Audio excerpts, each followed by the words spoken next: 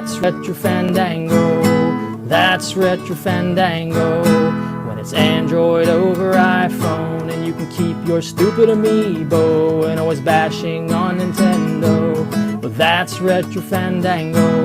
That's Retro Fandango. Thanks, Retro Fandango. Oh, wow. Hey, now, everyone. Welcome to Retro Fandango episode number 225.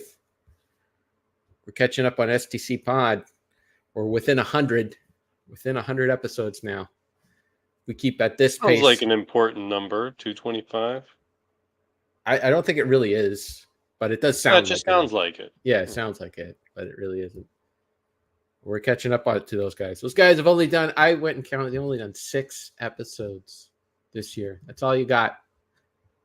6 hours. 6 episodes. Hmm. Yeah. So if I was paying for that, I'd be canceling my subscription. That is not enough content. Meanwhile, sounds like Kyle is catching up on them. Meanwhile, this is our 14th episode this year. Yeah, that's not bad. Yeah. I say we're doing pretty good. 14 and technically 8 months. Yeah.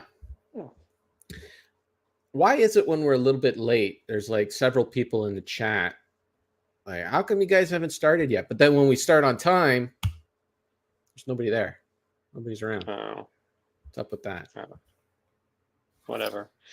Well, it feels a little early because we recorded late last one, so it's been less than 2 weeks. Yeah, it's a short turnaround, as we say in the biz, a short turnaround.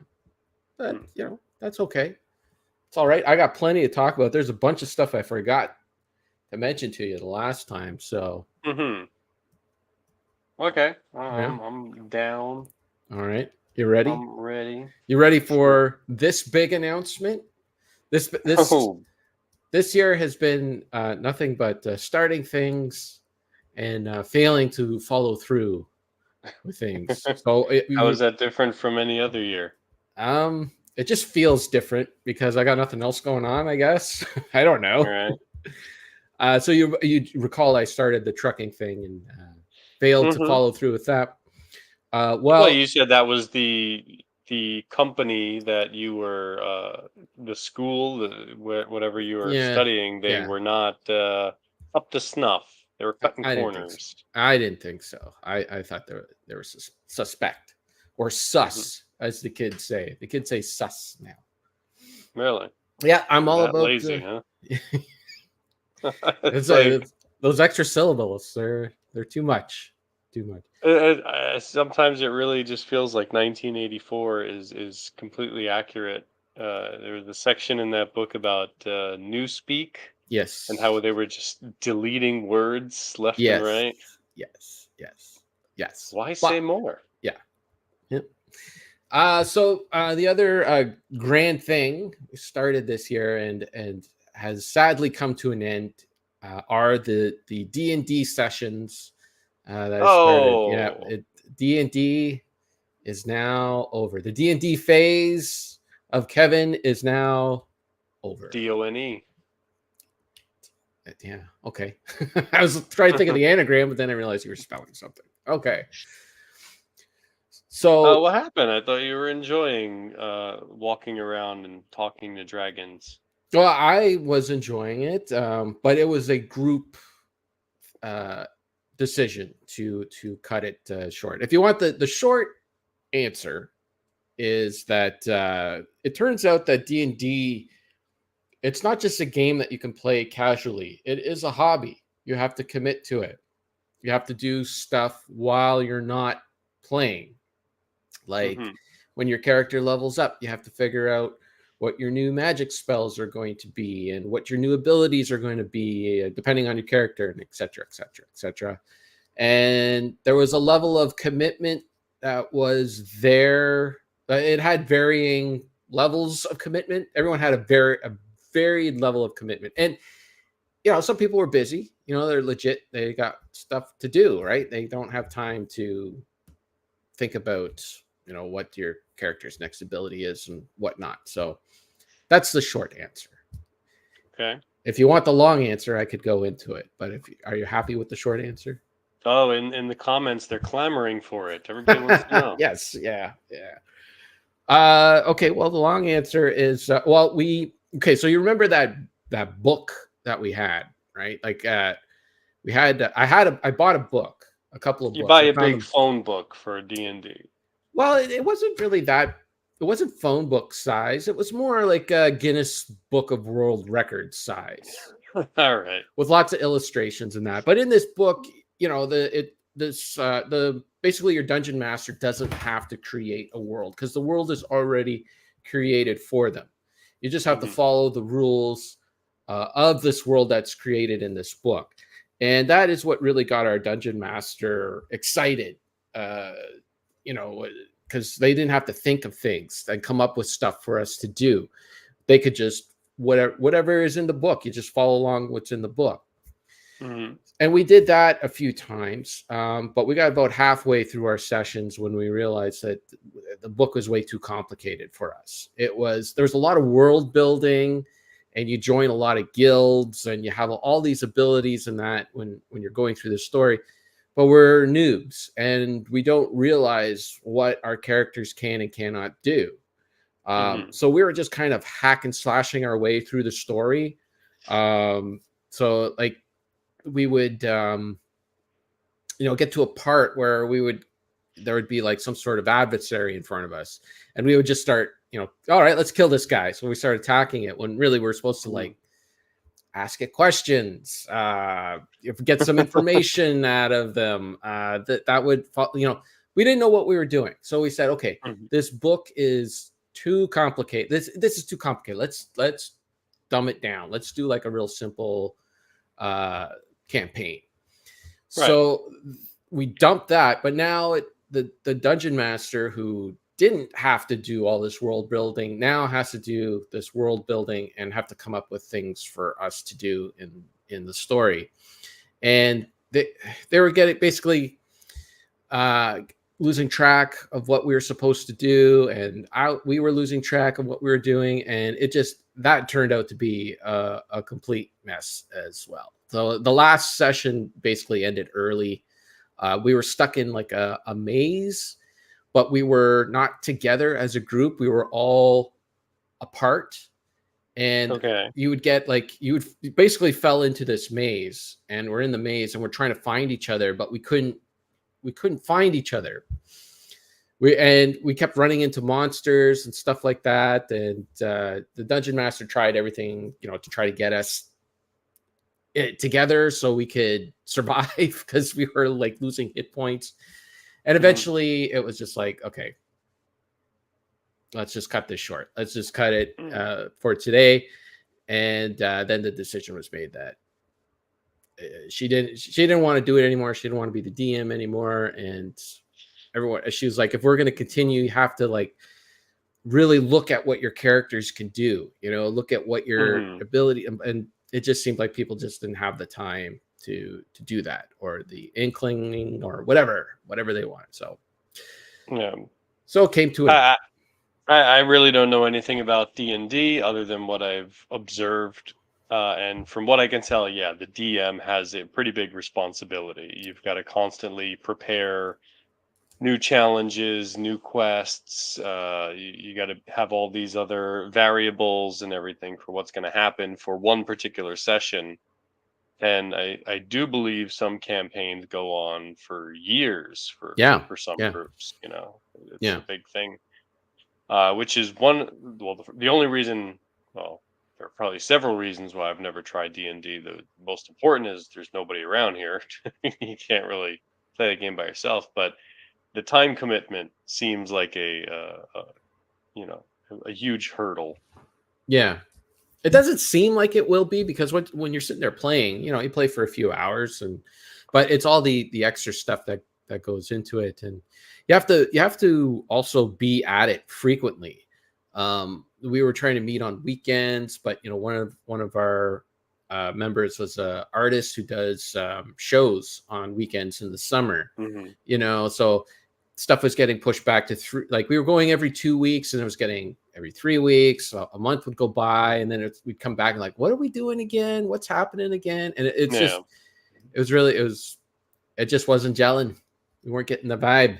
It's not something we discovered. It's not something you could play casually. You have to be, it's a hobby. It really is a hobby. It's not, Battleship or Monopoly that you could just sit down and play and, get a game within a few minutes or an hour or something like that. It's a continuous hobby that you have to invest time into. And, just not all of us were able to do it. So I get it. I understand. Yeah. There's some crossover between D&D and the tabletop stuff that I get into. The tabletop stuff can be much, much more casual if you want it to be. They have the big games. They have like really small games you can play in like half an hour. So I don't know if you're still got that itching. You might want to check out some of the tabletop stuff. So you're still rolling dice. You just have a character on a sheet or something, or how does that work? Yeah. Well, what can I point out? Well, everybody knows, like everybody's heard of Warhammer or like Warhammer 40,000 stuff like that. So that's like a big army game. You get I don't know 50, 60 miniatures depending on whatever you're doing. But they have a smaller version. I believe it's called Combat Zone or something. I don't know because I don't play Warhammer. But they have a smaller version where you just have like a handful of miniatures. Like maybe everybody's got like 5 or 6 or maybe like 10 or so per side. And then, that's the biggest, most popular game. But there are hundreds and hundreds of smaller games. And they have ones that are known as skirmish games, which, you got about a half a dozen miniatures, and depending on what game you buy, they're what they call them miniature agnostic games, where you don't have to buy the particular miniatures from this company that are really expensive or anything like that. You could basically play with like little green army men or whatever, and you just set up something. And there's a list of rules, and you roll dice. You say, okay, well, I'm going to move over here. Okay, now I'm going to shoot at you. Okay, I missed, and you're going to shoot at me. Okay, you hit me. Did you kill me? And you just roll dice for everything. So there's even a site called One Page Rules, which offers free rule sets. And it's a one page. It's not really one page, but it's a super condensed form of the game. So if you want to do like a fantasy game or a sci-fi game and you just want a simple set of rules, you can go on, you can print them out for free. You can find a couple little miniatures and get some dice, and then you can play a game with, 2 people.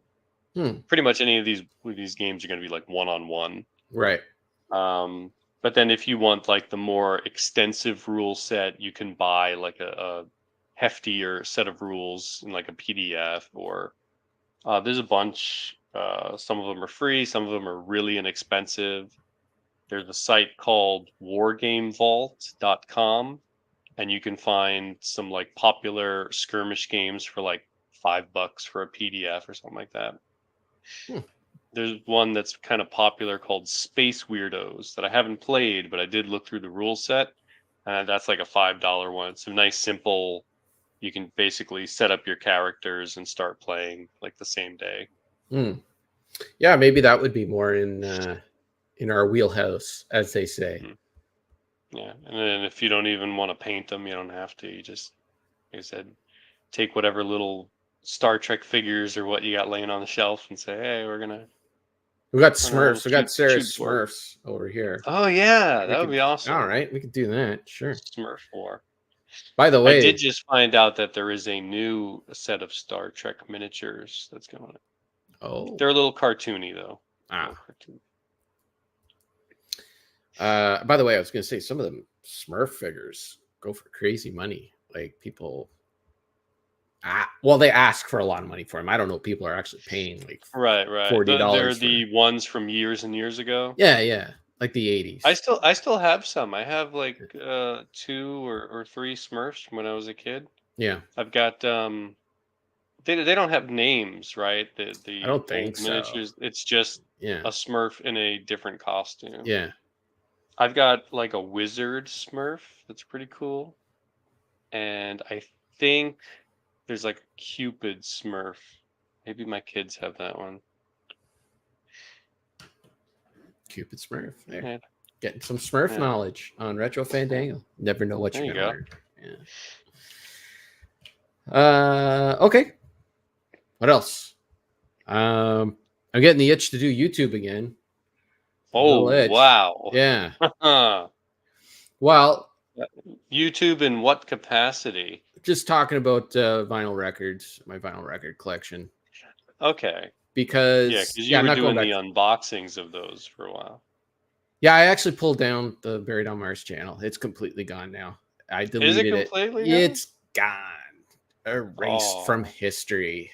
If any of you want to see the videos, just message me and I'll send them. I still have all the videos, but the Buried on Mars channel is look dead. at that. Yeah, you're not in my subscriptions anymore. Rest in peace. Oh, Rest easy. Well, I was getting like I left a few videos up there, and then every once in a while I'd get like a video or a comment where somebody wants to argue about a video that I made like 12 years ago, and I'm just, I don't care, dude. Like somebody wanted to argue because one of my favorite Hitchcock movies is Strangers on a Train, and he sends like this big long comment about how dumb I am because that movie's actually horrible and the premise is horrible and the book is better and blah blah blah. And I'm just, oh, man, I don't care, dude. I don't care.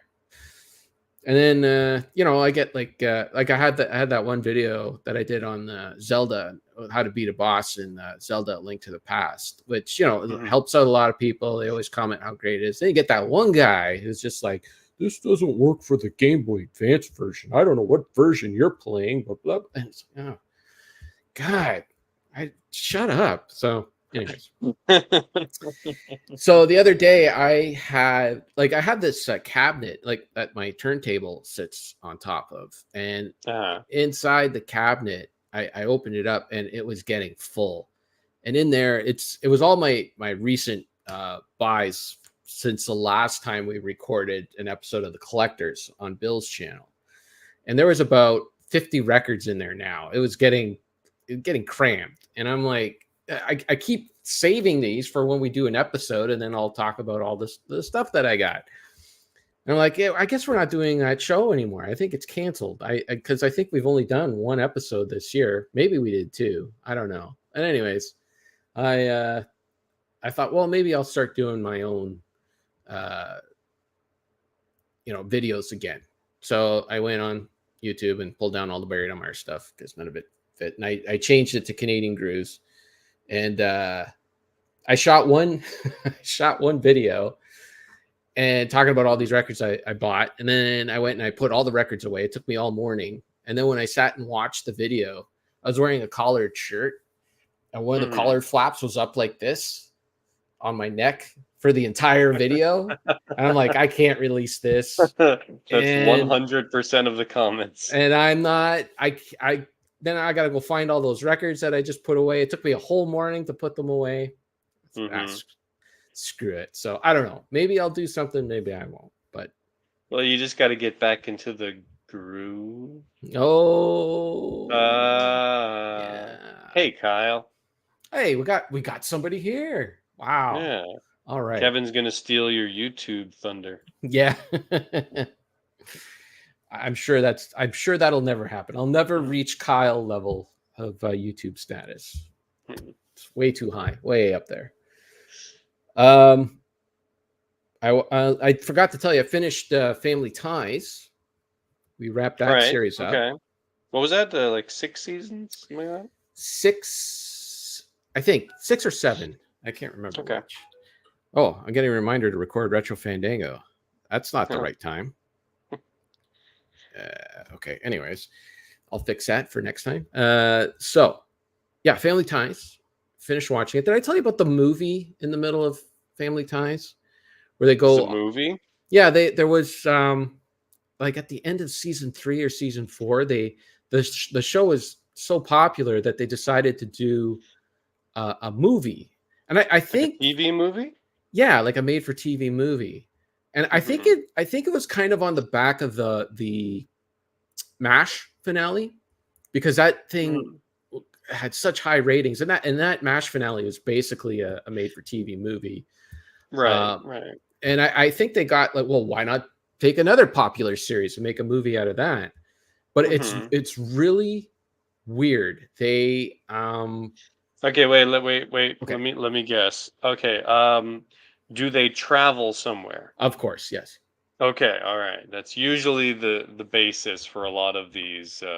yeah, Take a television show and start to expand it. Send them to another country, do a yeah, road trip, something like that. fish out of water kind of Right, scenario. right, right. Yeah, Okay, do they stay in America? no, Okay. I do believe that wasn't Alex's character born in a different country? Or am I thinking of Michael J. Fox's real life? I think you're thinking of Michael J. Fox's real life. In real life, he Okay, was born in he Canada. was born. He's No, Canadian. but I mean he's Canadian, but wasn't he born like in Africa or something like that? Maybe his father was in the military, in the Canadian military. Oh my goodness. So I know he moved around a lot. He Get lived ready in for Google, people. he lived in let's see here, citizenship Canada, United States. Oh, he was born in Edmonton, Alberta, which arguably you could say is another country. That is a foreign country to me. It is to many Canadians, but no, it is indeed part of Canada. So he is Okay, I don't Canadian. know. I He's had to, Canadian. okay. Yeah. Yeah, he's 62 right now. Yeah. Good for him. He just had a birthday in June. Good for him. Hmm. Okay, so the movie, they Mm-hmm. go somewhere. Do you want to guess where? Not Canada. No. Um, But this is for I want to. this is a made for TV movie for simple Americans. So it has to be It's got to English, be English right, speaking. right, right. So my. I really want to say England is probably the most obvious choice. Possibly, I don't know why I want to say Ireland. You were right the first time. All right, okay. They went to London. Something about an exchange student thing with Alex and at Berkeley or something like that. I can't remember exactly what. Anyways, they come up with this whole movie. I could see what happened. Like, there's all these. Okay, what are we going to do for movie? Okay, we'll bring them to England. What are they going to do there? Oh, it's going to be a mystery. They're going to be on a caper. There's going to be microfilm that's in a hairbrush that the Keatons have, and the Oh, bad guys want it, and all that. It's like totally, almost like a vacation film, with Chevy I was Chase. just gonna say Yeah. it's somewhat reminding me of European Vacation Yes. and a little bit of when the Bundys went to England. Yeah. Yes. It's very, you know, but the problem is they came up with all this stuff. The problem is they forgot to put any sort of humor into it. It's just, there's no jokes. It's a very Really? dry film. And Is it one of those on location filmings where they don't have the laugh track? there was no laugh track. No. Okay. No, it was like a single camera shoot. It wasn't like on Mm-hmm. a soundstage or anything like that. It was shot like a film. Mm-hmm. But yeah, no jokes, no real. They didn't have like the best part of that show is that they were an ensemble cast, right? So Mm-hmm. when they were working together, that was the best part of the show. Unfortunately, they get there and mom and dad go off and do their thing. Alex goes and do her thing. Mallory goes does her thing. Tina Yothers just disappears. I don't know if she was just sitting at She's at the hotel. yeah, I guess she was just sitting at the hotel. She's just not in the film for a good chunk of it. I know she went Mm-hmm. there, but shut up.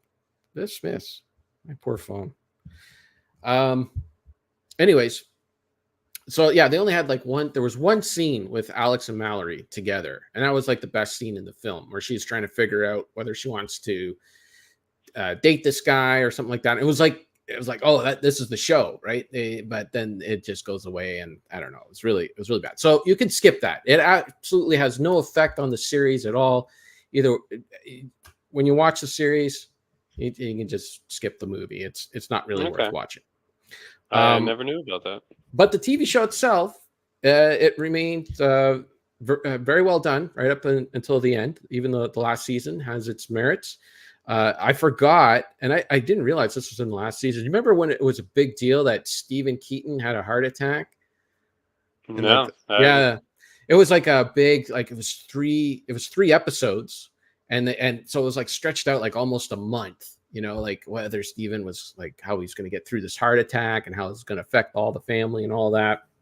And that was still effective. And the show almost has a little bit of a Deep Space Nine thing happening, where the secondary characters that come into the show are actually sometimes more interesting than the main characters. Like Nick turns out to be a really great character. He was always a fun, comedic character. Yeah, he gets a little more screen time. Yeah, well, Nick.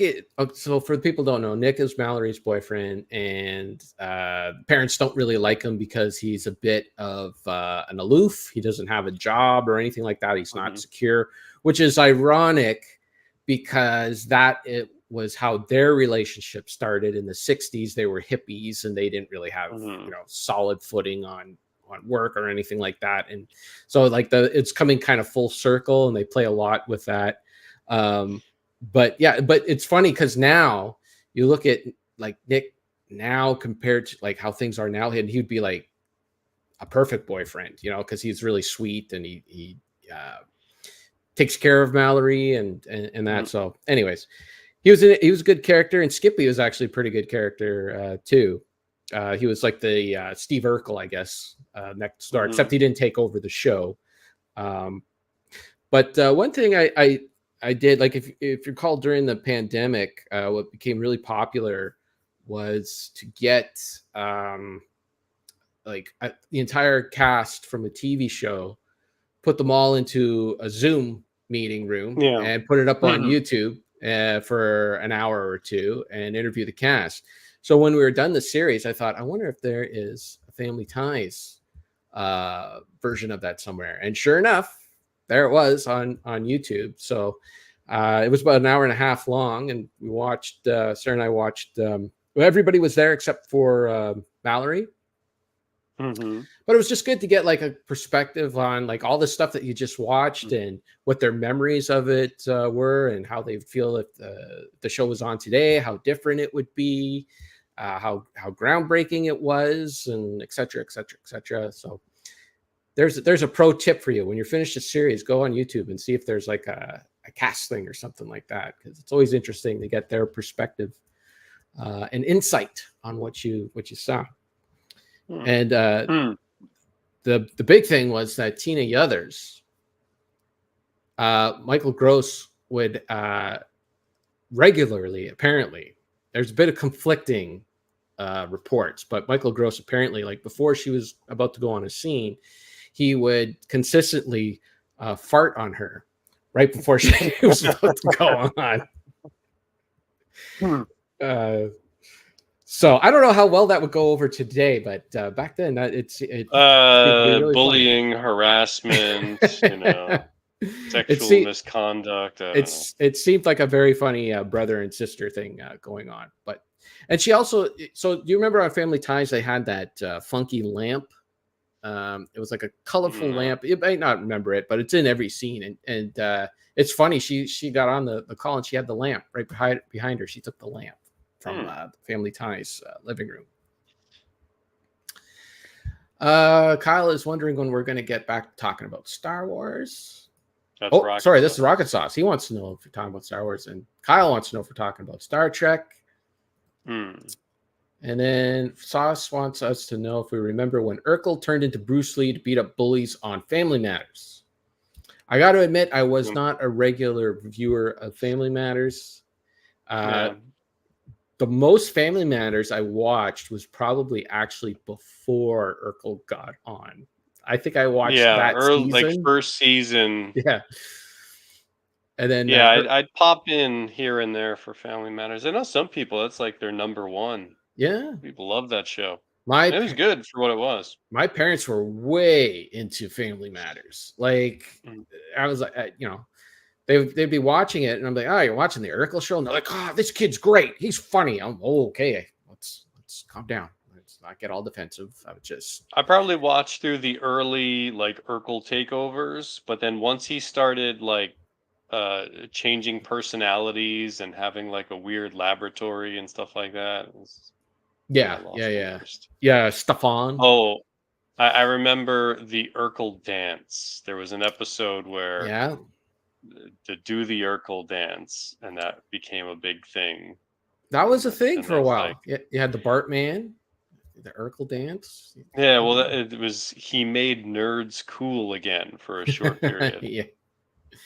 Now, I'm not saying that the show was better before Urkel took over. The show, it was not good at all. It just that I don't know. I was watching it out of morbid curiosity because it was a spinoff of Perfect Strangers, which I did really like, and I was hoping that it would evolve into something better. But it evolved into the Urkel show, and so. And he appears every Friday night, like Urkel. Yeah. That one I know. What's that one from? That's the X-Files episode. Oh. When Mr. Burns is the weird alien looking thing. Right. Ryan got to see the house in Chicago. Oh. Is that where they were? Chicago? I don't know the trivia. Yeah, because remember at the beginning of Perfect Strangers, they're in the Windy City, right? And they're getting going around. Yes. Yeah. The Perfect Strangers connection. Okay. That makes sense. And Kyle's been watching Home Improvement. That's a show I never really got into. Home Improvement was fine. It was one of those shows that you just watch casually. I remember it was on opposite Seinfeld. So sorry, Tim Allen. I never watched Seinfeld when it was originally on. I only started watching it in syndication. I mean, it took me a while, about around season 3 or something, but once I caught on, it became TV. So, speaking of Perfect Strangers. Oh, yes, please. Did you know that the actor who played Larry in Perfect Strangers is also in a show that I just recently finished called Succession? So I watched myself Succession. I know that Richard probably wouldn't be really interested in this show, but it's an HBO show with Brian Cox and a bunch of other actors. I don't really remember their names, but it was very well done. Is this a recent show? Yeah, it just finished. It was like the big hottest show at the beginning of this year because it was its final season. It was wrapping up. But it's a show basically about this guy who created this big, huge company. Part of the company is this television media entity called ATN, which is basically Fox News. It's all kind of like Rupert Murdoch-y kind of thing. But basically, the old man is starting to wind down. He's in his 80s, and his kids and people who work for him are all smelling blood, right? They're all like, who's going to be taking over what and all that. And they are all horrible people. The kids are horrible. The people who work for him are horrible. They're just terrible, greedy, self-centered, out for themselves kind of people. But it's fascinating to watch. It's really interesting to watch. The writing is very well done. There's one episode in particular that I would love to talk about, but Sarah has forbid me from talking about it because it is kind of spoilery, the episode. But I don't think it is, because I think from the very first episode, it's very evident what is about to happen, what is coming around the corner. It's very evident. But she said, nope, you cannot talk about it. Unfortunately, does Mark Lynn Baker play an awful person? Mark Lynn Baker, who's that? That's Cousin Larry. Oh, no. Okay, sorry, no, I don't know his name. No. Is he horrible? No, he's kind of So he's not really in the show that much. He's just appears in the last couple of seasons, and he is part of another family that's also super rich, and he is more of a liberal-minded guy, whereas like this family's very Republican and all that. And he runs for one of the kids runs for president, and he runs as a running mate. But yeah, I mean, there's no like whether you're Republican or liberal. It's not like the liberals are all good and the Republicans are all bad or anything like that. Everybody's terrible in this show, so he's not as bad, but he's still pretty bad. He's still like a rich, out for himself kind of guy. Anyway, well, that's fitting with Cousin Larry, but he had Balky to like ground him. Right, but that's probably why he's not as bad. It was just fun to see him acting in a serious role. It was like, wow, yeah. And it was Sarah who pointed him out to me because he's he's much older and he's got like the beard thing going and everything. So, but yeah. There's only 3 things I remember seeing him in: Perfect Strangers, and then he did a Jif peanut butter commercial where he goes to sleep in a giant peanut butter sandwich. Oh, okay. Oh no, I'm sorry, not Jif. Peter Pan peanut butter. Okay. Because he sings the song, "Eat some peanut butter anytime you can, but only if it's Peter Pan." You got different commercials in the States than I did. And then there was a PBS show called Ghost Rider back in like the early 90s or so. And in the very first 2-part episode, he played a police officer at the end who arrests somebody. He's on the show for like 20 seconds. I just always remember that because every time we'd see Cousin Larry, it's like, there's Cousin Larry. It's Cousin Larry. Good old Cousin Larry. And then you see Balky and Beverly Hills Cop and stuff. Yes. Yeah. Was it Frank? Was that his name? Frank? Or something? I don't remember. Yeah. He's Balky. So after we have done Succession, our next series that we started up today, we watched 2 episodes today of The Wonder Years. Got that. Oh boy! Got that set on DVD with all the music and everything, copyrighted music and all that stuff. What was that? Like mid to late 80s? Ran from 1988 to 1993. So, and that when that show came on in 1988, it was really surreal because the show takes place in 1968. But Kevin Arnold, when that show came on, him and I are me and Fred Savage were just a few months apart in age. So the stuff that he was going through in that show, I was experiencing. But then my parents were Kevin Arnold's age, like 12-year-olds in 1968, or, they were close to it, within a couple of years. So they were experiencing it as like a memory kind of thing. And I was experiencing as like, this is happening to me right now kind of thing. But yeah, first 2 episodes, really good. If you've never seen The Wonder Years, it's like it's a single camera show. Every episode is like a mini movie almost. The acting is just, and the writing is just way up there. I forgot too. I remembered all the actors, and see them there. And well, there's the kid from Back to the Future, the older brother and stuff like that. Like, remember, but I totally forgot. I blanked on this. And I wonder if you remembered who played. Don't look it up. I see you looking. Don't look it up. Who played Kevin Arnold's gym teacher? His gym teacher? Yeah. I don't know. I can picture the family. I can picture the mom and dad, Kevin, Wayne, right? Yep. His brother Wayne. Yep. Winnie Cooper, yep. Paul. I can picture some of his friends from the later seasons that became regulars. But I don't remember a gym teacher. Gym teacher was played by Robert Picardo.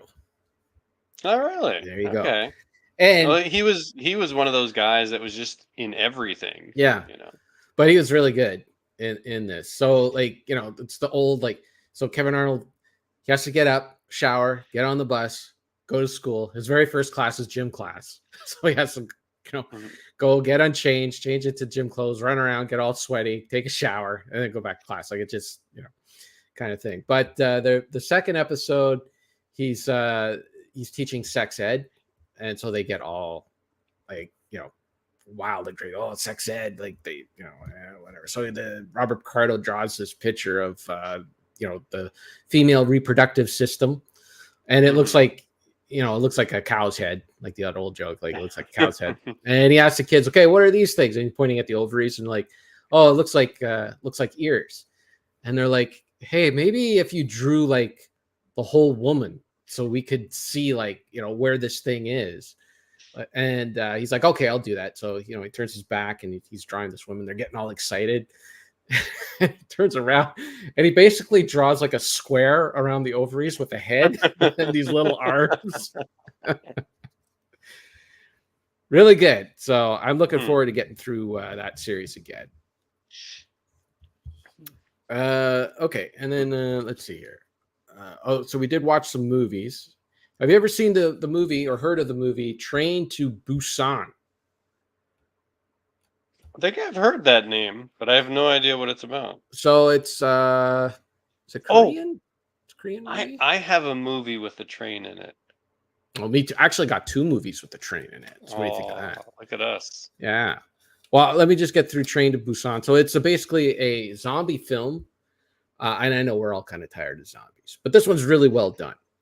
They're on a train and the whole world is kind of falling apart around them. And their goal is to stay on the track and get this train to Busan. But they got to make some stops and all that, and who they let back on the train, all that stuff. It's all kind of a little bit of an allegory for class and system and all that, but it's just very well done. The zombies are very well done. The zombies can't see you in the dark, so anytime they go into a tunnel, they can get around the zombies a little bit because there are zombies on the train. Anyways, really good movie. I recommend it. Train to Busan. Sounds a little bit like that Snowpiercer movie. It is a little bit, but Snowpiercer doesn't have zombies. This one has zombies. Okay. And it's not as hard on the social commentary. It's more of a loose, light social commentary. Okay. Whereas Snowpiercer is like, more like RoboCop. Speaking of social commentary, the other movie I watched was Bullet Train. Have you heard of Bullet Train? That's the Brad Pitt one from a couple years back, right? Yeah. So I watched that. I gotta say I wasn't impressed. Very Guy Ritchie-ish, which is not really my thing. I'm not really into those movies in general. Had some funny bits in it, some parts, but there wasn't like my problem with these movies is there's no jokes in them. Like they don't set up. Yeah. They just do like things that are kind of humorous. Like one character, his thing was the way when he meets you, he kind of like grades you on a Thomas the Tank Engine scale. So if like you're really mean or gruff, you're a diesel. Or if you're, I don't know Thomas the Tank Engine that well, but like if you're naive, you're this character, or if you're this way, you're this character. And so that's it. But there's like no like setup or punchline or anything. It's just like kind of like a quirky thing that the guy does, right? Well, is this meant to be more like a thriller? Yeah, I suppose so. But like, I don't know. I got you. Peaks and valleys. You need to punctuate a little bit here and there. Like, I don't know. Make it funny. Like there was 2 jokes in the whole movie. The one was where the guy, there was a guy that commits suicide. He falls on top of Brad Pitt's car and commits suicide. And so you see him die. And then Brad Pitt is like driving really fast. You're like, oh, why is he driving really fast? He's like, don't worry, buddy. I'll get you to the hospital. And the guy's like still on the roof. And like, that was the joke, right? Like, you thought he died, but he wasn't really dead. And Brad Pitt is racing to the hospital. So there was a setup and then there was a punchline. And then another one where these 2 characters were confused as being twins. And one guy was black and the other guy was white. But nobody really knew what they looked like because they're hitmen, right? Their identities are disguised. And everybody's like, oh, they're twins or not. And Brad Pitt keeps telling them that they're not twins. But then there was a point in the movie where Brad Pitt and this other guy had to together pretend to be the two hitmen, and they kind of look alike. So that kind of, reinforced the idea that they were twins, So there was like, some setup and punchlines there. But that's it. Those were the two jokes throughout the whole movie. The rest was all just kind of like, hey, we do quirky things. It's a quirky thing. Yeah, it's kind of funny. I don't know. Anyways, I wasn't really impressed. Is that Bullet Train in Japan in that movie? No, I think they're in. Wait, yes, they are in Japan. Okay. Yeah. Because I was going to say, you said the guy tried to commit suicide. That's a very popular thing in Japan. Throw yourself in front of a train. Yeah. Well, he didn't try to throw himself in front of the train. He threw himself on top of Brad Pitt's car for some reason. Oh. I can't remember exactly why. So you could do that clever joke. I guess so. I could just go to the hospital. I wanted to mention that I did watch. We talked about Eddie Murphy Delirious, and while I was out there in the thrift stores and that, I did find Eddie Murphy Raw. Hey, I knew Raw. So I watched both of them. I gotta say, Delirious is still hilarious. It is so funny. It's probably one of the best stand-up routines of all time. It is homophobic, though. The first 15 minutes are a little cringy to sit through, but it's not as bad as I remembered it. It's still bad, but it's not as... I remembered it being a lot worse. You're saying homophobia is not as bad? Oh, I mean, he tries... The way he sets it up, kind of like in a Don Rickles way, where I make fun of everybody, and he likes gay people. He just finds some of the things that they do funny. And I thought I remembered him saying that he flat out didn't like gay people, but he doesn't quite say that. Although if you watch the extras on this Delirious on here, he's not at all apologetic for his routine, because there is an interview, about a half-hour interview, and but a lot of the stuff on here is still really funny and relatable. The cookout stuff, the ice cream stuff, and I see Sauce is already asking about the McDonald's joke, and I can confirm that the McDonald's joke is not here. It is here in Raw. Like I remembered it. I remembered correctly. The McDonald's joke. So this one was ice cream and this one was McDonald's. Now I got to say the McDonald's bit in Raw is the only part where I laughed out loud. The rest of this is quite lame. It's just unrelatable. He's kind of doing the same Eddie Murphy thing, but he's talking about relationships and stuff that's, and he's talking about it like he's, Mr. Super Famous now, right? He's got all this money, all this attention and everything. And he's talking about how he has these relationships with these women who he cheats on and they cheat on him and all this stuff. And I'm just like, man, none of it was relatable to me anyways. I couldn't, like, cookout, you got the drunk dad, the kids who come over that are a little weird, and the aunt that falls down the stairs, and the mom that throws the shoe. Like, all that stuff is relatable. I could relate to that stuff, but this stuff I couldn't. Other than the McDonald's hamburger with the green pepper and the McDonald's hamburger, that was the only part I could relate to.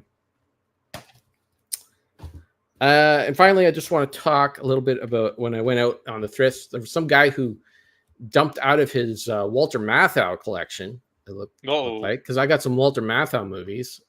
I got I'm Not Rappaport. I don't know what this is, but it had Walter Matthau in it, so I picked it up.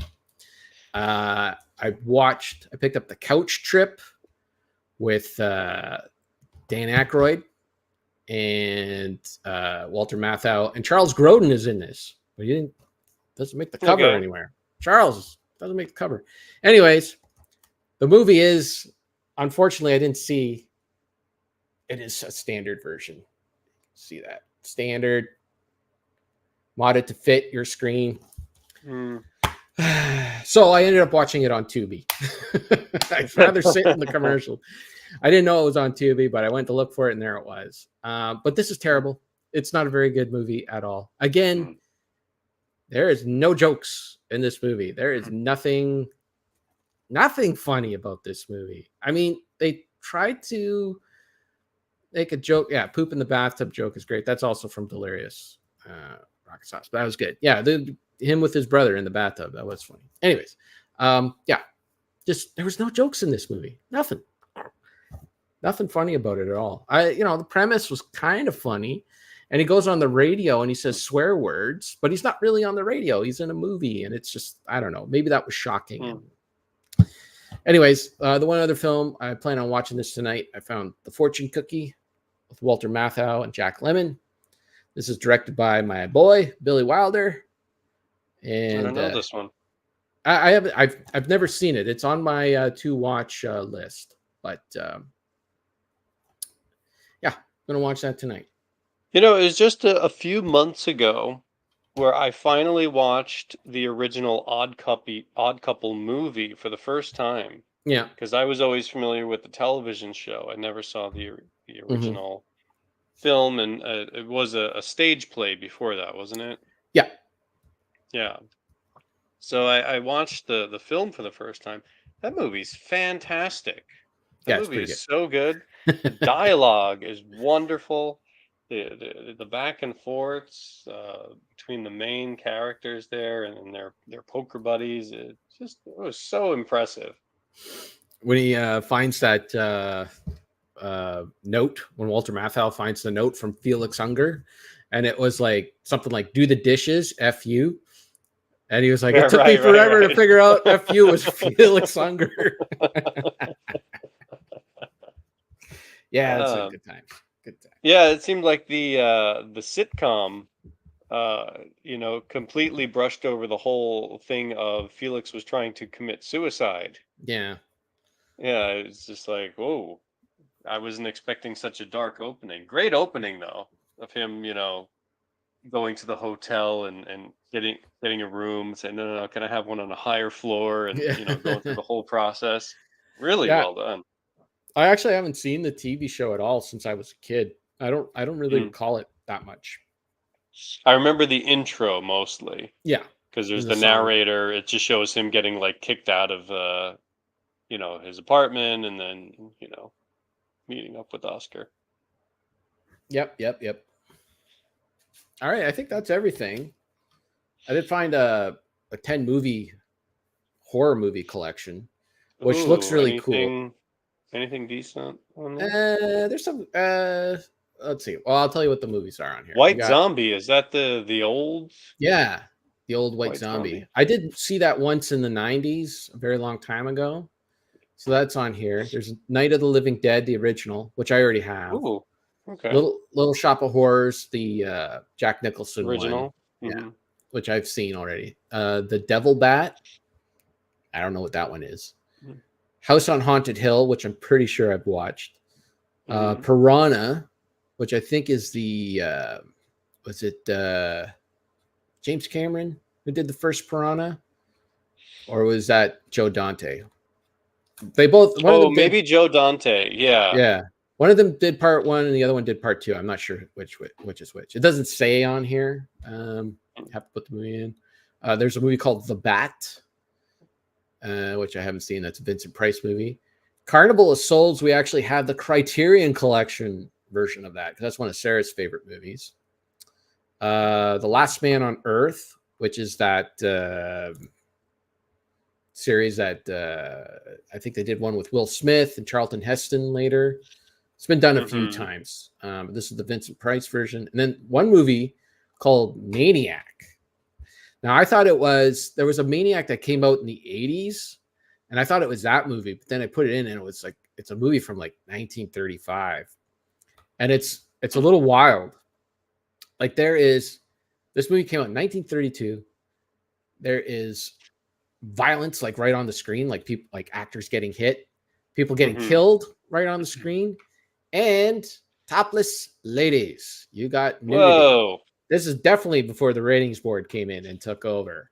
The movie is nonsensical in a way. It's a little weird, but it's just compelling because it's so weird. And it's like, what were they thinking in 1932? So, and it's only, it was only 51 minutes. So what the heck? There you go. You know, in 1932, they were thinking the exact same thing people are thinking now. Probably. What can we put on the screen? Yep. To get people to pay money. Yeah, it was definitely shock value on there. So there you go. Steven liked it. Steven liked that. There you go. This is definitely a Steven find. If Steven found this, he would buy this in a second. Oh, I would buy like a giant compilation like that. Now it's a bunch of movies only on 2 discs, so it's not like anything. They're not great quality. No, but, yeah. And a lot of these are on Tubi. So there you go, Steven. You can go nuts. Write down those movies and watch them on Tubi. Well, I'm going to guess that my stack of movies is a little more impressive than your stack of movies. I hope so. Are you ready? Can I hold things in front of the camera now? It's your turn.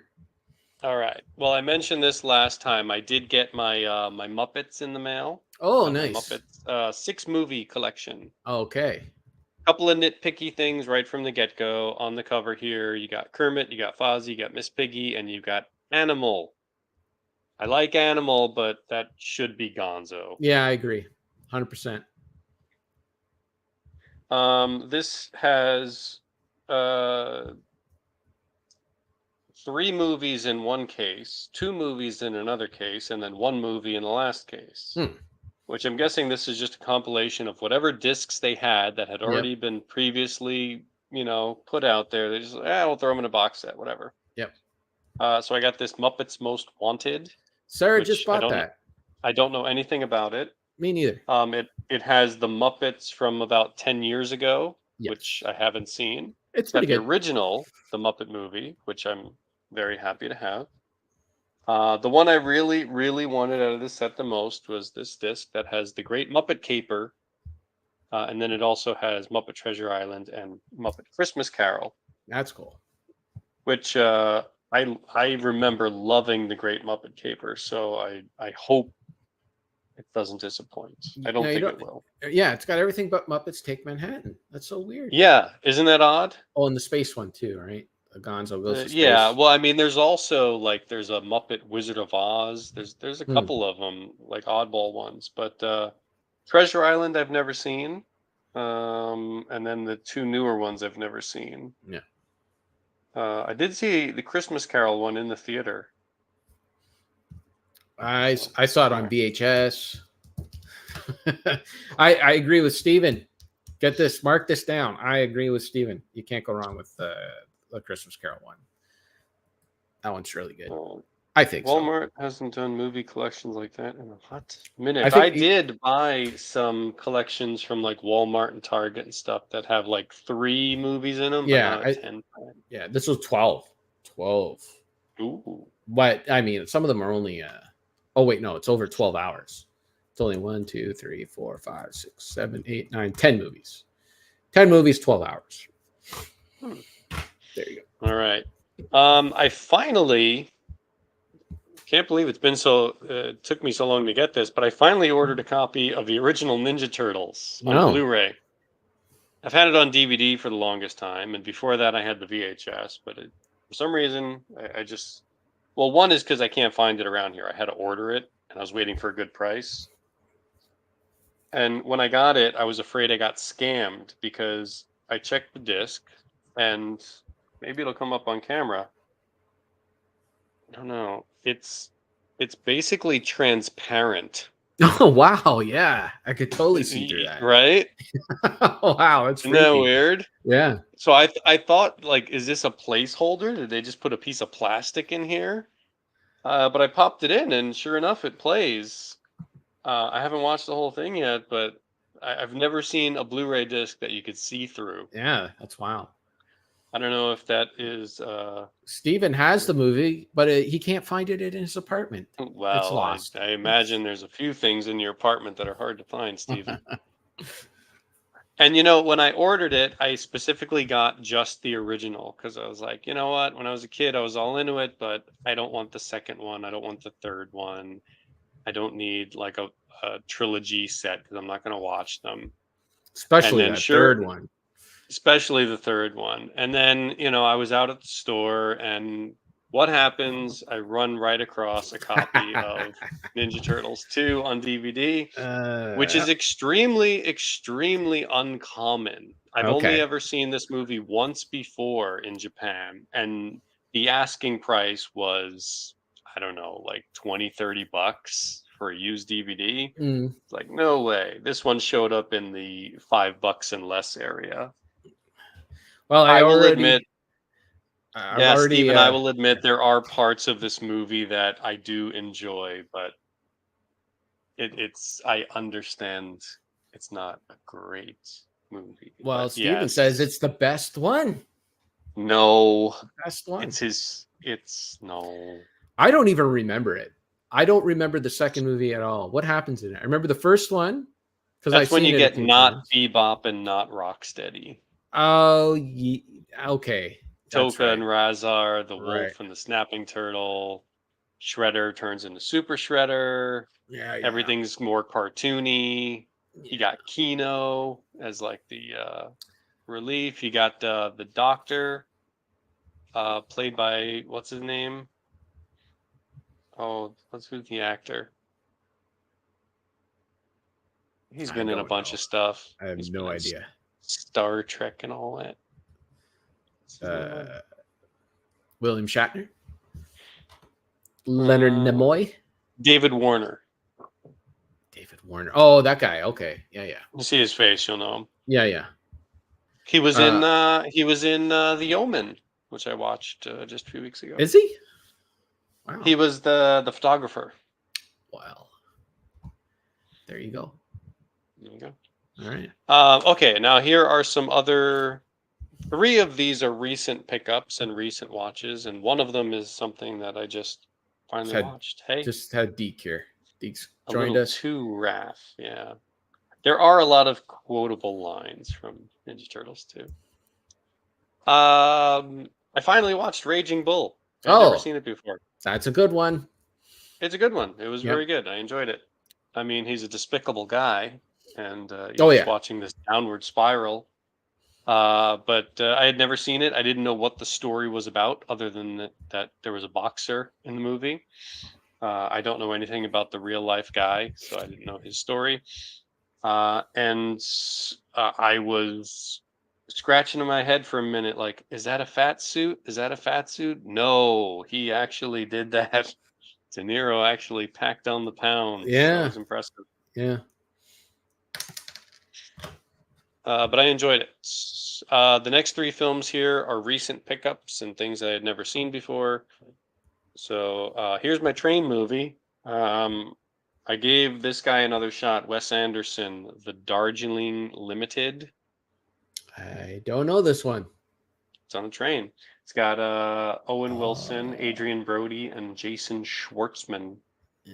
They're 3 brothers that meet up on this train in India, and they're doing a little life assessment.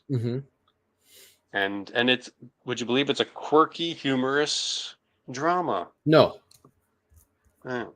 You liked it? I'm easing up on the Wes Anderson. Okay. I'm all right. This one I enjoyed a little bit more. I still have to go back and watch like Tannenbaums and stuff like that. I mean, I admire the creativity, the direction. Yeah. He loves those trucking shots. He's got a lot of different quirks about his filmmaking, the writing and everything. I totally respect it. There's a lot of thought and everything that goes into it. It's just sometimes the pacing. Yes, it does have some Nat Portman boobs in it. That's according to Rocket Sauce. He also wrote down. Well, technically, that is.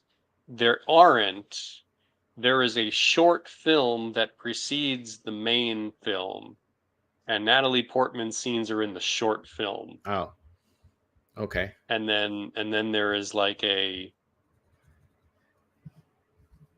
spoilers. There is like one shot of her in the main movie that doesn't make any sense unless you watch the short film. So, is it actually her, or is it a body double? I believe it's her. Okay. I don't think he's the kind of guy that does those cutaways and things.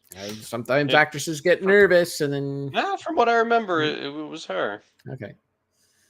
Steven watched Moonstruck, and he enjoyed it. There you go. Hey, that was a good movie. All right. 2 big ones here. Shaft. Good movie. John Shaft. The Japanese title, Black Jaguar. I enjoyed Shaft. It is a clunky movie. Yeah. It does have some editing and pacing and why is this scene here kind of moments of these 1970s movies, but overall enjoyable. Richard Roundtree does great job becoming that character and creating a persona. Sometimes funny when it's not meant to be funny, but adds to the enjoyment. Damn right. Yeah. I believe there are 2 direct sequels. Have you seen those? Shaft's Big Score and Shaft Goes to Africa. Yes. Have you seen those? I've seen Shaft's Big Score. I have not seen Shaft Goes to Africa. I can't find that movie. Keep looking for it. I can't find it. No. Last one, another movie that I had never watched before, and I got this because it was in the cheapo section. It's one of those movies that I was like, do I want to watch this? I don't know. Saturday Night Fever with John Travolta. Yeah. In that iconic pose there. And was it Olivia Newton-John? Was she in that one or? No, I don't remember the actress's name, but one actress in the movie is the same person who plays the mother in Out of This World. That TV show about the alien with Burt Reynolds as the father. Yes. Donna Pascal, I believe her name was. Oh, okay. She's in this, and she is very different than how she appears in the family-friendly sitcom. I imagine so. This movie, I didn't know what to expect. I had no idea what this movie was about other than this image. And I had seen a couple of the John Travolta walking down the street to the Bee Gees and all the famous scenes, but wow, this is a kind of a nasty, violent, vulgar, at times, slice of life from the 70s. So are you saying you enjoyed it? Yeah, it's not a bad movie. It's a pretty enjoyable movie. It's just you've got to prepare yourself. Like they're very unapologetic characters. The 70s style of how people behaved, and the kind of gross atmosphere. These are, teen, early 20 characters in the late 70s just looking for a good time. There are some parts of the movie that I'd say, aren't as strong, but for the most part, it was an enjoyable watch. You piqued my interest. I might be watching a John Travolta dance movie.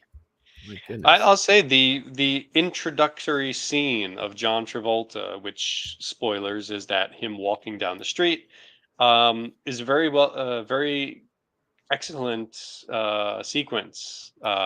There's one little detail about the clips that I never noticed until watching the film, and I was like, "Whoa, why is? Oh, okay," and then everything falls into place. So I really like the beginning. It kind of you go in and out of how much you enjoy it throughout the movie, but for the most part, I enjoyed it. Roughly 2 hours, so I think you can digest 119 minutes. There you go. Yeah. Okay. I'm sure you can tolerate a John Travolta disco movie. He's really good in it. Honestly, he has a really good performance. I do like John Travolta is kind of hit or miss with me, but generally I do enjoy it. Like I like him in Get Shorty. He made a good chili palma. Oh, okay. But outside of that, I don't know. I guess the Look Who's Talking movies were. I think it depends on the movie you're watching. Like, yeah, if you're watching like Face Off or something, that. I can't. Different era John Travolta. Here he was young, he was hungry, he was ready to like Yeah. Vinny Barbarino. I mean, I liked him on Welcome Back, Kotter too. Kotter, yeah, that was good times. Yeah. Okay. Just one other point. I don't know if it picked up on camera, but this is the DVD, and if you check that sparkle, that is very sparkly. Look at that glitter sparkle. Yeah. You're not going to get that on a Blu-ray cover. No. No. Yeah. They could do it, but they generally don't. They generally don't.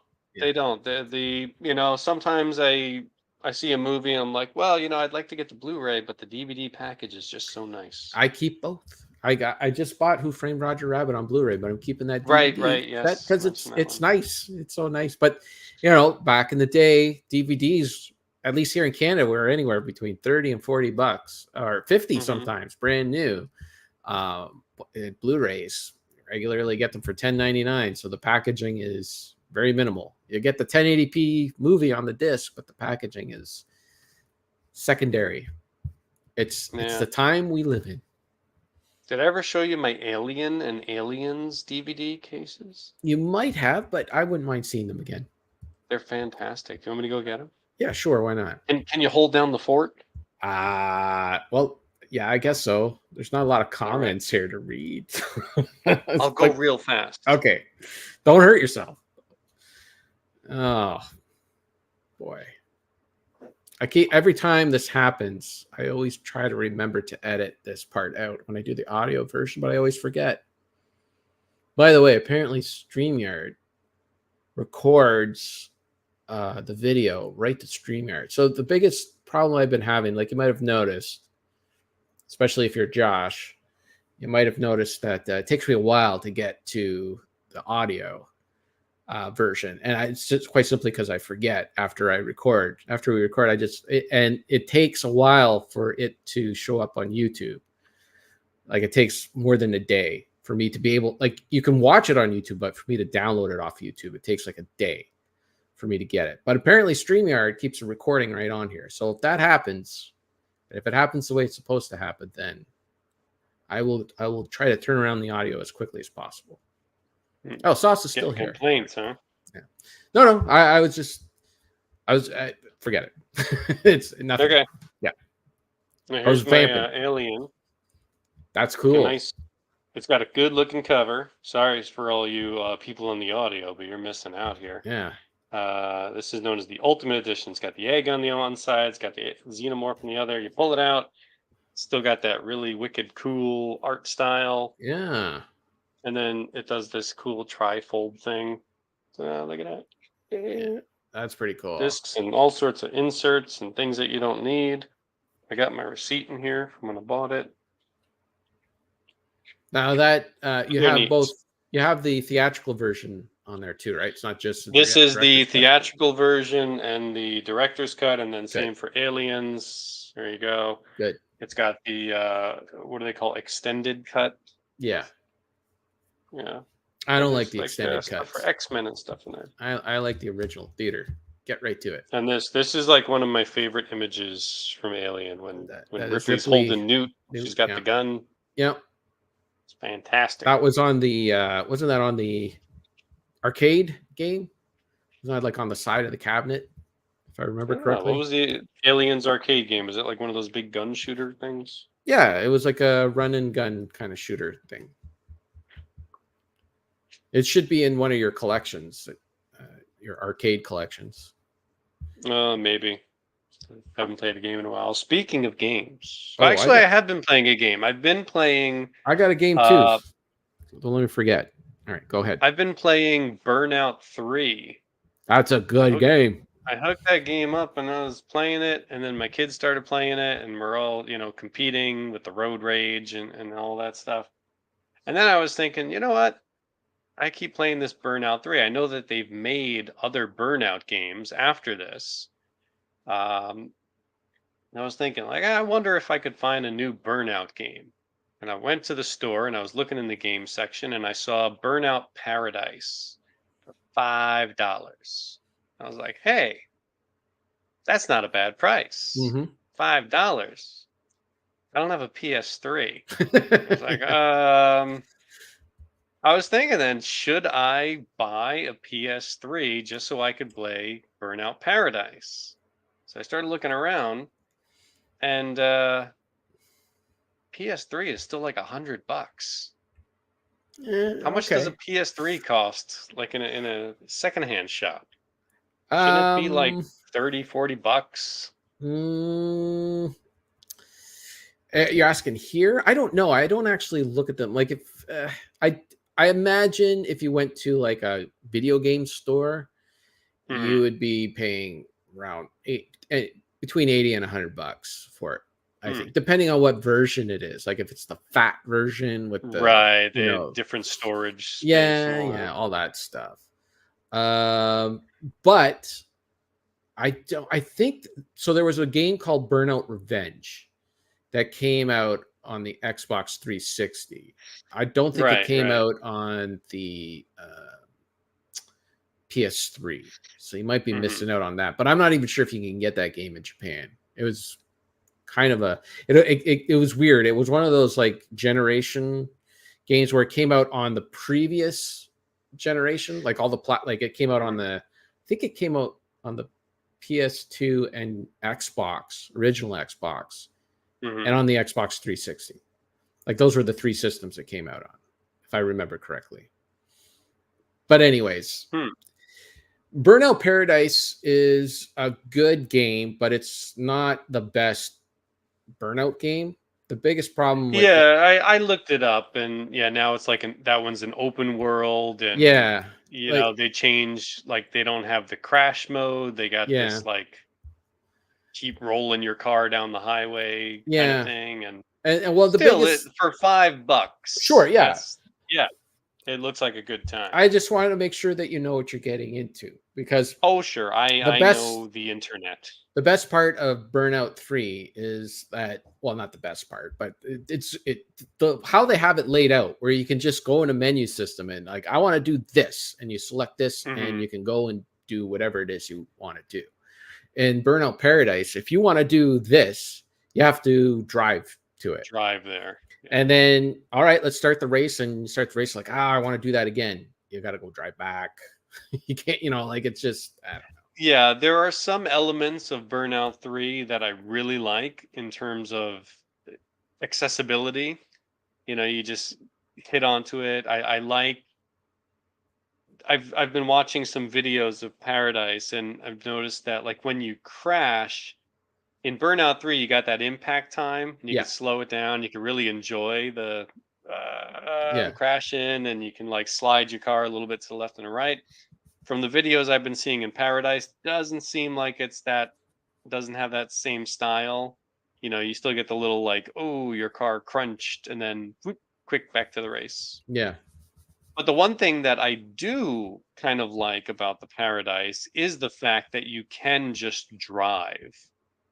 Yeah. If you just want to drive and jump over things, and there's Yeah. like you can jump from one level to the next or Yeah. go through billboards. Or when you're doing like the road rage, it seems like there's a lot more cars on the road, and you Yeah. just keep going. If you want to turn this way, go that way. If you want to go this way, go that way. That kind of freedom looks a little bit fun too. So, Yeah. Yeah. You can explore, and there's a lot of stuff to find, like different jumps and billboards to crash through and all that stuff. So mhm. yeah, that stuff is there. Fair enough. I just personally, I'm like, I want to like get 3 stars in every event, and it Mhm. was a lot more streamlined, the way to get there in the previous Burnout games, because you're going through the menu system, whereas this was like constantly trying to find.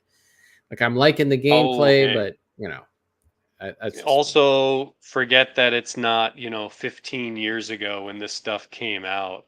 It's now like, oh, this is $5. This is $1. I saw a Yeah, yeah, copy of Vanquish for $1. I was like, I remember that game. That was yeah, fun. yeah. For $1? Cool. It's like a GTA game, but you keep driving because you like the song on the radio. I guess so. Yeah. Mm. Yep.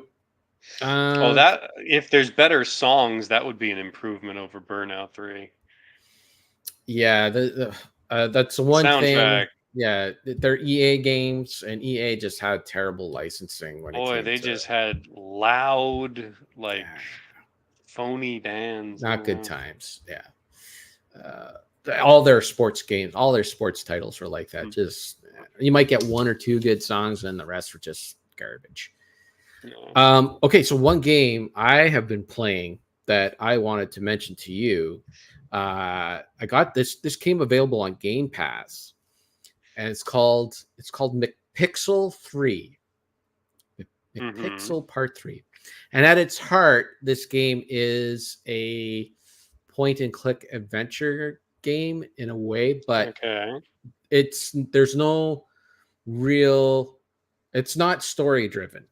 It's all just uh what's the word? Scenario driven, I guess would be the best way to do it. So basically you're this character, McPixel. He falls Mm-hmm. into this town, and there's a bomb in the town, and you got to go through all these scenarios in order to get to the bomb, to kill the bomb or something like that. I don't know. The story is, Mm-hmm. it's secondhand. It doesn't matter. It doesn't matter. The point is that you walk through the town, you'll walk into a building, and then all of a sudden, boom, you're in like all these different scenarios. So you're zipping on a train, or you're sliding down a hill, or whatever. And there'll be a timer going down, and you have to figure out what you need to do in order to progress to the next thing, or to get like all the hidden gags or whatever. In order to do this, like it's basically like a puzzle kind of thing. Like you got to figure out what the Mm-hmm. right things you have to do in order to get through it. What you need to do. There's a lot of like violence onto other characters, like hitting them around, smacking them, try to get them to do things. There's a lot of peeing involved, peeing into things, onto things, off of things. There's peeing all over the place. And as soon as I saw the urine, I was like, this is a Richard game. Mm-hmm. This would speak to Richard on all sorts of levels. Hmm. So like, for instance, I'll give you an example. This sticks in my head because I got stuck here. And this was the only part where I actually had to look online to figure out how to get through it. But there was one part where like your grandma is crossing the road, and Mm-hmm. there's a cop on one side, and meanwhile grandpa is in a car and he's racing down the road, and eventually he's going to smack into grandma. So you got to figure out what you can do. So can you hurry grandma along? You go up to grandma, you click on her, and McPixel just kicks her and she falls to the ground. And then grandpa's going to come and run her over. Okay, well, can I go to the cop? So you go over to the cop, and the cop just freaks out on you and he shoots you. Grandpa comes in and runs over grandma. So I'm trying all sorts of different things and all that. I can't figure out what to do. So I look it up online. And of course, it was one of those moments where it's like, oh, of course. You don't just kick grandma once. You got to kick her a bunch of times to get her out of the way so grandpa can Mm-hmm. pass through and not kill grandma. So it's that kind of humor. And a lot of it is like, Okay. it doesn't make sense. Like there's this one where he's on an airplane, and the airplane is going to go down. It's going to crash into an island. So how's McPixel going to get? He's on the airplane. There's a pilot. So there's a pilot on there, and there's another guy on there. There's a parachute, and there's a shovel, right? How am I going to do this? So, I'm trying to figure it out. Finally, I found a way to get McPixel to get to the parachute, and he lands on the island safely. But then the airplane falls on the island and kills him. How am I going to get through this? Well, what you got to do is you got to throw the shovel down as well. So the shovel lands on the ground. So when McPixel lands safely, he digs himself a hole underneath the island. So when the plane falls, he's safe. That kind of thing. So it's good times. Let's see. Kyle wants to know if you pee on the grandparents as well. I don't think you pee on the grandparents at any time. Richard, you haven't tried it yet.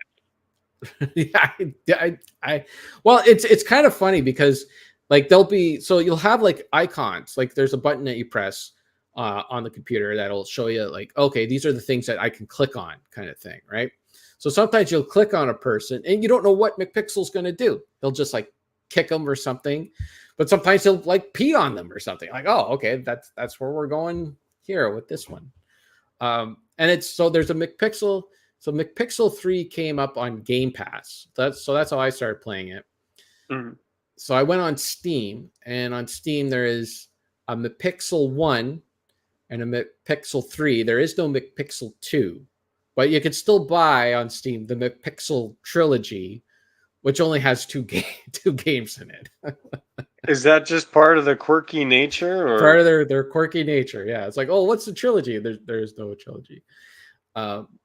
I don't want to say too much about McPixel 2 because there might be something in McPixel 3 about McPixel 2, but I'll leave you to discover it. So they're not very expensive games. Put them on your wish list, and hopefully you can get them in Japan. I'm looking at them right now. Yeah. Okay, good. I have McPixel 1 on my wish list, so as soon as it goes on sale, I'm going to try to pick that up. But yeah, it was it's good times. It's one of those games too where like you don't have to invest too much time like in order to get something out of it. Like I'll just put it on and I'll play it for like 15 minutes and then I'll turn it off and go do something else kind of thing. Like I'll just get, whatever stars I need or whatever to move on to the next level or whatever. And yeah. McPixel, is that a play on MacGyver because of the creative solutions to weird problems? He is kind of a hero but he like, I don't know, it's all over the place. Like there's one point where he's in like a sitcom with a laugh track and the whole thing, and then sometimes he's in an action show. He does kind of have like a MacGyver look. He's got the mullet kind of hair and the blue eyes, so there is definitely some MacGyver inspiration there, but it's a funny game.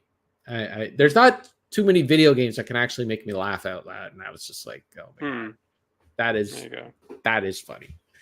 Well, what probably helps is the visual style. It's very basic, and cheap humor, cheap visuals, that they go hand in hand. If you were to put that kind of humor into a completely polished, high resolution game, it doesn't work. No, it wouldn't work. And the music is great. It's all like chip tune kind of music, and like anytime I would get like I saved the day. McPixel saves the day, and then like it just plays like this music with McPixel rotating around, and I would just turn that up. I would listen to it. It's just like, yeah, McPixel. It's good times. Good game. So there you go. I've been meaning to talk to you about that. I meant to talk to you about that in the last episode. I've got it noted here. Yeah, I was actually thinking of buying a game because that Ninja Turtle game is currently on sale. That Shredder Revenge. Yeah. And they have the DLC for it with a couple extra characters and things now. It's currently on sale for cheaper than the price of the base game, so I'm tempted. It's really good. I played that on Game Pass, and I'm not a Turtles guy, but I had a lot of fun with that game. I'm tempted, but at the same time, even though I say like I want to, I'm thinking of buying PS3 for Burnout or buying this Turtles game or whatever, I kind of don't want to take the time to sit down and play a game. Yeah, that's why I like the Burnout 3, because I could play for like 10 minutes. Yeah, and it's like, all right, I'm done. Yeah, the Turtles, it's very arcade kind of thing. Like it only take you a few minutes to go through a level, and then you could put it down and go do something else. And so I don't know. I had a lot of fun with that game, and we actually, my buddy Frank and I, we actually tried to play because he has the collection of the older Turtle games, and we actually tried to play that for a little bit, and then it was like, nah, let's go back to Shredder's Revenge. It's that good. It's that good. Let's see. Yeah. Let's see. Okay. Got anything else? Have we said it all? Are we? I showed my movies. Yeah. We managed to talk about video games real quick. Yeah. We didn't talk about Star Trek, although Star Trek was mentioned, and we didn't talk about Star Wars. That's true. Yeah. I mean, I'm going to be watching Saturday Night Fever, of all things. I got it written down here. I have to check that out. Tune in next time, folks. You never know what you're going to get.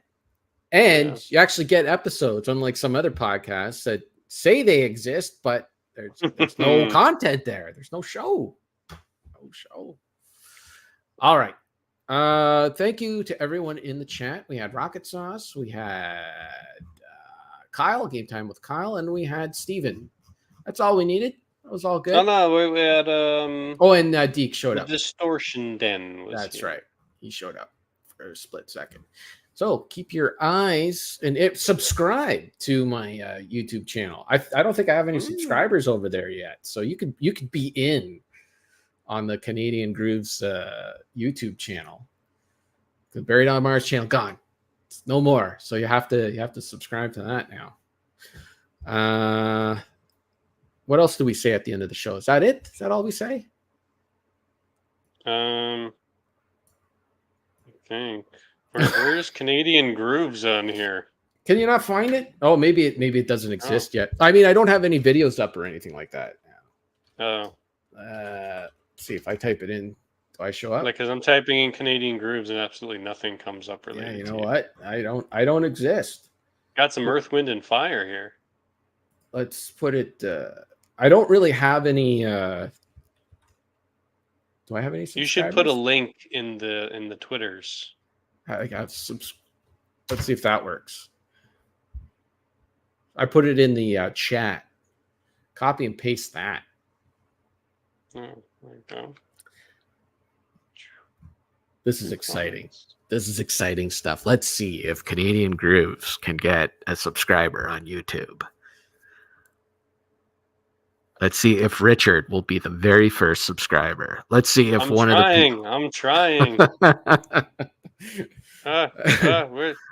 Subscribe. Yay, there we go. Hey. All right, Richard's my very first subscriber. You're going to be I got one. It's got fancy right records on the shelf. Look at that, eh? That's the old shelf at the old house. It's growing since then. Mm-hmm. There you go. I'm going to get you some new subscribers because I'm going to read your bio here. Another guy is sitting in front of his music collection talking about music. It is just what the internet needs. Yes. Joined August 30th. That's right. Look at that. And here we are, September 1st. I already got my first subscriber. Hey. Oh, I got two now. Oh, no. You're going places. Oh, no.